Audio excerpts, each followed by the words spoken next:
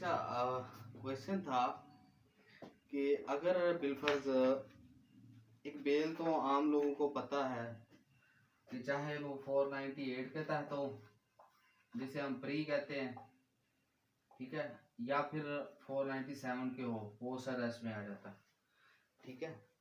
चले ये तो हो गई। अक्सर देखते हैं कि आप बेल वगैरह आपकी जनरल कोई भी कोई भी डिस्क्रिपेंसीज हो, वहाँ पे इश्यूज हों, आपको बेल मिल जाती है। अब अगला काम, जो एक बेल तो मिल गई, लेकिन उस बंदे के पास क्या रेमेडी होती है जिसकी एफआईआर होती है, जो एफआईआर का मुद्दई होता है। अक्सर आपने देखा होगा कि जब बेल्स मिल जाती हैं और वो बाकी मामलात में जो अक्यूज होते हैं वो प्रेशराइज करते हैं, टेम्पर करने की कोशिश करते हैं एविडेंसेस को, या वो किसी और केसेस में इन्वॉल्व हो जाते हैं। जैसा कि हमारी आज की एक इसी तरह के एक केस लगा हुआ था, कैंसिलेशन में आई हुई दूसरी पार्टी बाय द वे। और इससे पहले जो था वो हमने कल जो पेश हुए, हमने देखा कि हमने एक कैंसिलेशन लगाई हुई थी कि वो बंदा दोबारा उसी में इन्वॉल्व हो गया। वो हम डिस्कस करेंगे कि लॉ जजमेंट्स क्या कहती हैं इस हवाले से, आपके पास ऐसी कौन सी ग्राउंड्स हो सकती हैं जिसकी बेस पे आप इन्हें कैंसिलेशन करवा सकते हैं। अच्छा जी, ये याद रखिएगा कि 498 हो या 497 हो, इन दोनों की जो कैंसिलेशन होती है वो 497(5) के तहत होगी, और इसकी ग्राउंड जो है वो एज सच वहां नहीं दी गई, और चंद एक वर्ड्स दिए गए हैं, इलीगैलिटी हो, अर्ड इन लॉ हो, अर्ड इन फैक्ट्स हो, या फिर कुछ ऐसे फैक्चुअल कंट्रोवर्सी की बेस पे हो, तो वो बिल कैंसिल भी हो जाती है। एक चीज याद रखिएगा, इसमें ज्यादातर जो है वो इसकी अपनी चीजों की बजाय ना फैक्चुअल जो प्रेसिडेंट सेट हुए हैं कोर्ट्स के, सुप्रीम कोर्ट से, हाई कोर्ट से, जो हमारे यहाँ हाई कोर्ट्स का होता है, हाई कोर्ट्स में मोस्टली 5 ग्राउंड्स दी जाती हैं, ठीक है। और जब हम सुप्रीम कोर्ट में देखते हैं वो 7 ग्राउंड भी ऐड कर देते हैं, 2 और ऐड कर देते हैं। और ये कोई पेट नहीं है, ये कोई पेट नहीं है किसी तरह की, ये वही ग्राउंड हो सकती हैं। इसके लिए आपको जो मिलती है 2021 SCMR और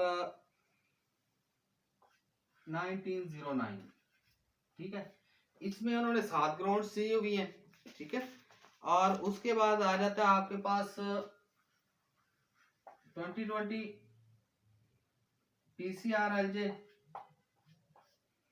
और 1327, ये मैंने निकाली हुई है क्योंकि हमने इस पे बहस करनी थी, आर्गुमेंट करने थे आज भी।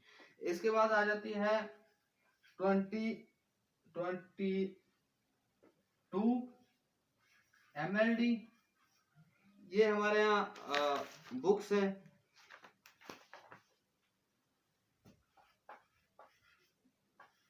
तेरा मुताबिक हम इससे, ये वो जजमेंट्स है जिनके अंदर ग्राउंड्स दी हुई हैं, ठीक है। इन्होंने ये 7 भी ग्राउंड्स दी हुई है, ये 5 भी है, डिफरेंट भी और भी मिल जाएंगे आपको जजमेंट्स, लेकिन ये पेट है।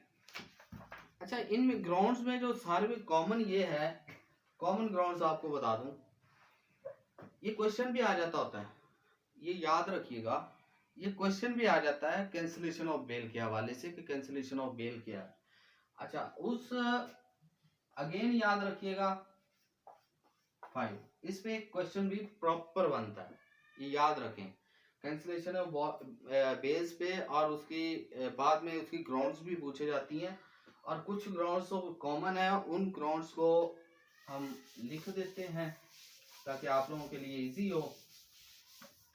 इन जजमेंट्स को याद रखिएगा, इन जजमेंट्स की बेस के आप दोबारा सर्च भी करेंगे और पढ़ेंगे तो आपको पता चल जाएगा। पहली जो ग्राउंड्स होती है वो होती है कि जो अक्यूज है वो टेम्पर करे एविडेंसेस को, यानी उसमें किसी रिकॉर्ड में छेड़छाड़ की कोशिश करे, ठीक है। और वो किसी भी तरह हो सकता है, वो इन्फ्लुएंस करे विटनेसेस को, डराए धमकाए या दूसरी चीज। अच्छा, दूसरा जो ग्राउंड होता है वो होता है कि involvement of another case, similar case, कि वही अक्यूज जिसमें उसकी बेल हुई है, जिस ग्राउंड में हुई है, उसी की बेस पे वो फिर ऐसा ही कोई और केस उस पे आ जाए और वो हो जाए। जैसे कि हमारे एक केस में 324 लगी थी उस बंदे पे। अच्छा, इसमें उसे प्री अरेस्ट बेल मिली थी और ये सरगोदा का केस था, ठीक हो गया। अच्छा, इसमें हम कैंसिलेशन में आए हुए थे सेम ग्राउंड पे। ग्राउंड हमारी क्या थी कि उस बंदे ने फिर उसी पार्टी का एक बंदा मर्डर कर दिया हुआ था और उसकी कैंसिलेशन इसी ग्राउंड पे हम लेके आए हुए थे। अच्छा, एक ये हो गया। उसके बाद देखें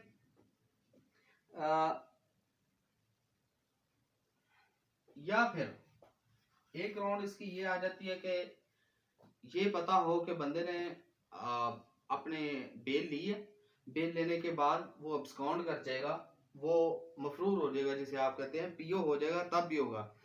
और एक जो उसके बाद आ जाती है एक ग्राउंड है कि किसी भी तरह वो अपनी जो बेल एक्सटेंशन हुई है उसे उसका नजायज फायदा उठा रहा हो, वो इन अ सेंस कि जब उसका चलान जमा हो गया हो और चलान में वो पेश ना हो रहा हो और उसे चाहे 512 के अंदर पीओ कर दिया गया हो, तो वो इसी के बेस पे होता बाद में वो पीओ हो गया।